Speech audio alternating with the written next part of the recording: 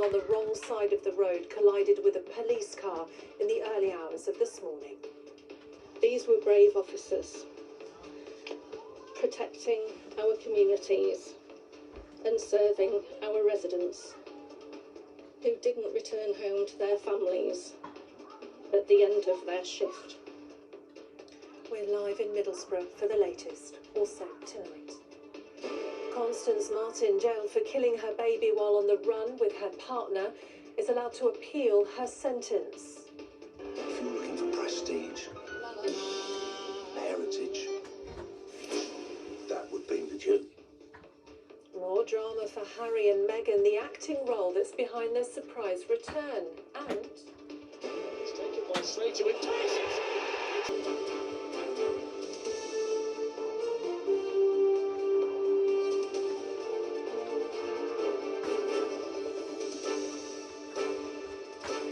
This is ITV News with Yasmin Bodalbhai. Good evening. 7 people, including 2 police officers, have died in a crash in Cleveland. It happened in the early hours of this morning. A vehicle travelling the wrong way collided head-on with a police car. None of the occupants of either vehicle survived. Remembering their colleagues, the force paid tribute to 2 brave officers who didn't return home to their families. Amy Sutton joins us now from Cleveland Police Headquarters. And Amy, we've been getting details about the victims, haven't we? Well, we've heard from Chief Constable Victoria Fuller, who addressed the media here in the last hour. She's named those 2 officers involved as 37-year-old PC Matthew Blades and 38-year-old PC Tom Clough. Now, it's clearly been an emotional day for officers here who've lost 2 of their own in the line of duty. The flags here flown at half-mast. The wreckage of a police pursuit, an attempt to ensure safety, which ended in tragedy. 7 people have died, including 2 serving Cleveland police officers in a marked car and 5 members of the public in a civilian vehicle.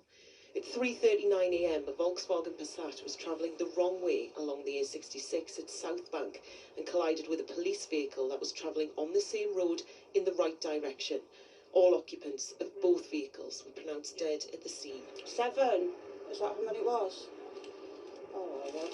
All the emergency services that get called out to these things, they're strong people to be able to do this. We need people like that. It's terrible, yeah. They're going about the duty, expecting to go home again at the end of the shift, and it's heartbreaking. It's just sad because they're probably really young people, and it's pointless, really, isn't it? Flags flown at half-mast today here at Cleveland Police Headquarters.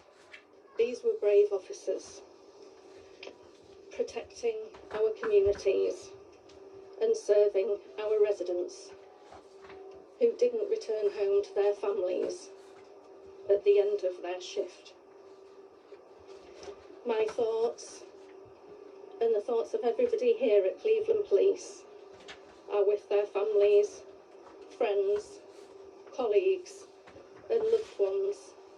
Forensic teams will continue working to establish what happened here, and the IOPC will conduct their own investigation. For the families, though, they'll begin mourning the loss of loved ones. Well, we've also been told this afternoon that formal identification has been completed for all 5 occupants in the Volkswagen Passat. Their families are being supported by specialist officers, as are the staff here on the force and those first responders at the scene. We understand that the police vehicle involved was not part of the pursuit, but more information will come out in the coming days in that IOPC investigation. OK, Amy Sutton for now. Thank you. Constance Martin, who was jailed for killing her baby while on the run with her partner, has been given permission to appeal her sentence. Aisha Zahid joins me in the studio now. Aisha, this was a really distressing case. Can you just remind us what happened? Well, in January 2023, a manhunt was launched for Constance Martin and her partner Mark Gordon after they went on the run with their newborn baby. They travelled across the country and at one point were sleeping in a tent on the South Downs. That's where baby Victoria died. It was 7 weeks after they'd been on the run when they were arrested in Brighton and Victoria's body was found. Now, during the trial, the court heard that they were on the run to prevent Victoria from being taken into care like their other 4 children had been. And the prosecution also said the baby died from hypothermia. The couple were found guilty and convicted of manslaughter, child cruelty, concealing the birth of a child and perverting the course of justice. At the time, Constance Martin was sentenced to 14 years in prison, and now she's been granted permission to appeal that sentence, as well as a renewed application for permission to appeal her manslaughter conviction. A court date is yet to be set. Okay, Aisha, thank you very much. There were some people back on the beach in Shoreham today, 4 days after a trip to the seaside turned to tragedy for one family. Yesterday, a 6-year-old girl died in hospital after she was pulled from the water on Tuesday. Her mum, dad and sister had already died in the same terrible incident. Nest Jenkins is in Shoreham for us this evening. Nest, it's been a really difficult few days for the community there.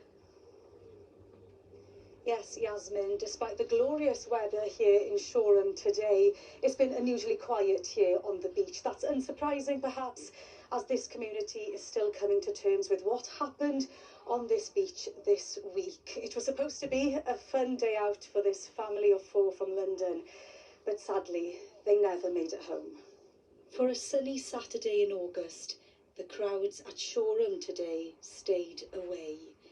Tuesday's tragedy is still casting a long shadow here.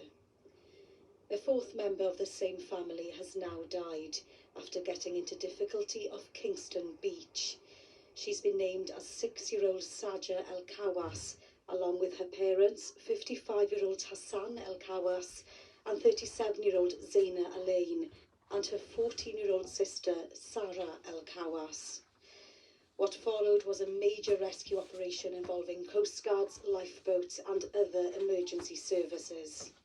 This latest development is another tragic loss of life on our coastline this summer. And as we can expect more warm weather like this in the future, drawing more crowds to our beaches, are there enough safety measures in place to protect the public? Do you feel safe coming to the seaside? I do, but I do seem more aware now of what's happened, and there's no signs of any current that come in. The tide does come in and out very fast, and I think we just all need to keep an eye, especially with young ones. So I think safety on beaches is more of a concern. I mean, we've got global climate changes. The weather looks great and hot, but it's not changing what's happening in the bigger picture of the sea and the land around us. It's not so much fun being on the beach. You're constantly wondering, is it okay? Is it safe? Is everyone okay around me?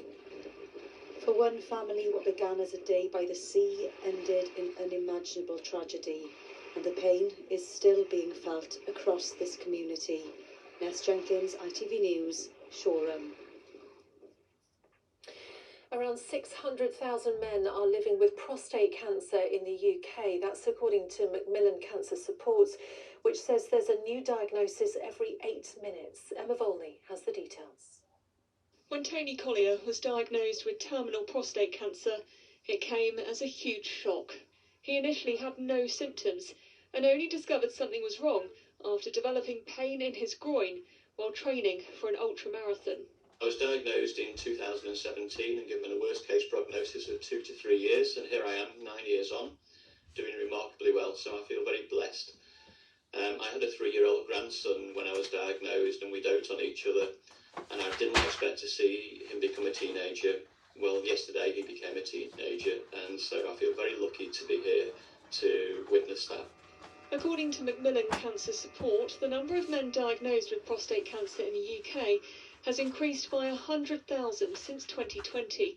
More than 68,000 new men are diagnosed each year, and that's the equivalent of one diagnosis every 8 minutes. We do have an ageing population, and prostate cancer is more common as men get older, but there's also been a lot of campaigns to raise the awareness of the signs and symptoms of prostate cancer. I guess it's so much of a challenge, isn't it? Because sometimes there are no symptoms whatsoever. Absolutely. So that's why we'd say as soon as symptoms do appear, go and see your GP straight away. Don't put it off. It's really easy to put these things off.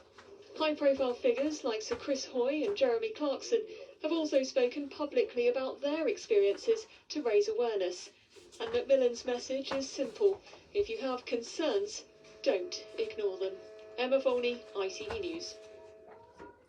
A trade war's broken out between the US and Canada, with Washington imposing 50% tariffs on an array of imports. It's a significant shift from earlier in the week, when there was optimism that a deal could be done.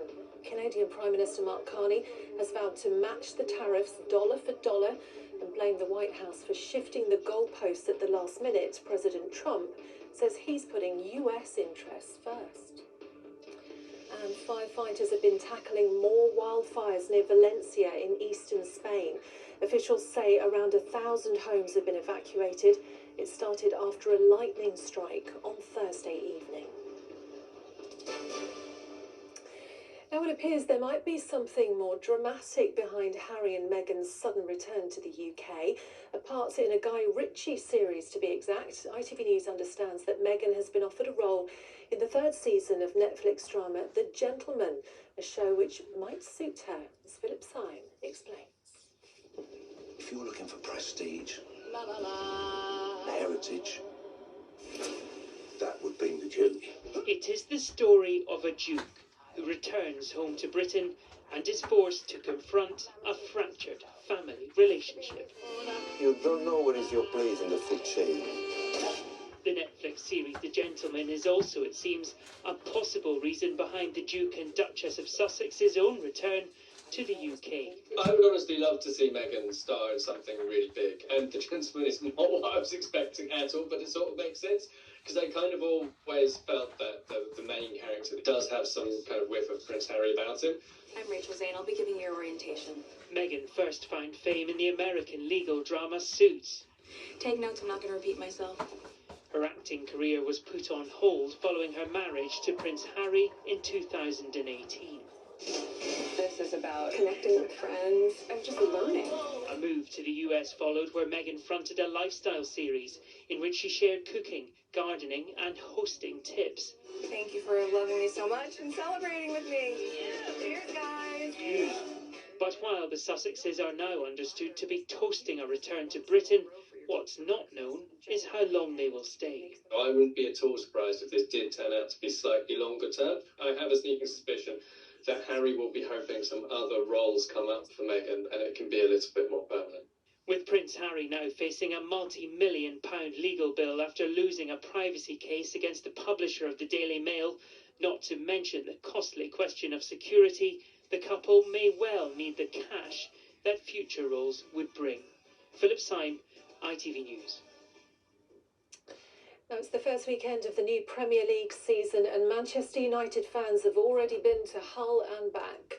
Michael Carrick's side failed to score, and they were beaten 2-0 by the newly promoted Tigers. Chris Scudder was watching. Beware the roar of the Tigers. Few saw this one coming, but fresh from last season's promotion, Hull's heroes quickly earned their Premier League. A dream start for many punters' favourites for relegation, but Hull City were not finished yet. It's taken by Slater with pace. It's 2-0. The underdogs are far from big cats in this company, but United were being mauled by the Tigers. And to cap a miserable trip to Humberside, United's fans were stuck there too. No trains home. It never rains, but it pours. It's a train start for Hull City. No sympathy from the Hull fans, who could hardly believe it. A first league win over United in 52 years. And finally, many entered, but there can only be one winner.